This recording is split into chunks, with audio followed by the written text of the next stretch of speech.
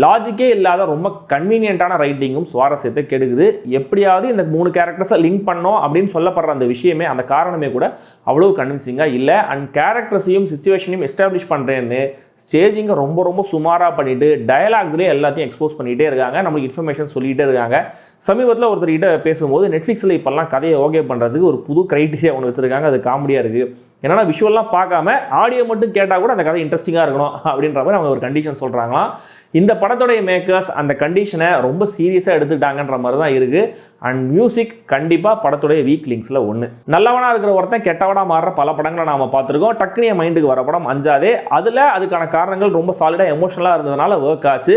ஆனால் இந்த டெஸ்ட்டில் அது ரொம்ப ரேண்டமாக ஸ்கிரிப்டோடைய கன்வீனியன்ஸுக்கு ஏற்ற மாதிரி தான் ஃபீல் ஆகுது. ஒரு பாயிண்ட்டுக்கு மேலே ரொம்ப மெச்சூர்டாக தெரிகிற நயன்தாராவோடைய கேரக்டரையும் ஒரு மாதிரி குழப்பிடுறாங்க. யார் ஃபோனை யார் எப்போ டேப் பண்ணுறாங்க, எப்படி ட்ராக் பண்ணுறாங்கன்னு எதுவுமே புரியல. திடீர்னு ஒரு கேரக்டர் மாதவனுக்கு ஃபோன் பண்ணும்போது போலீஸ் அமைதியாக இருக்கிற மாதிரி தெரியுது. ஆனால் மாதவன் அந்த கேரக்டருக்கு ஃபோன் பண்ணும்போது அடுத்த ஷாட்லேயே திடீர்னு போலீஸ் ஒட்டு கேட்குற மாதிரி ஒரு இன்சர்ட் ஒன்று போட்டு வச்சுருக்காங்க.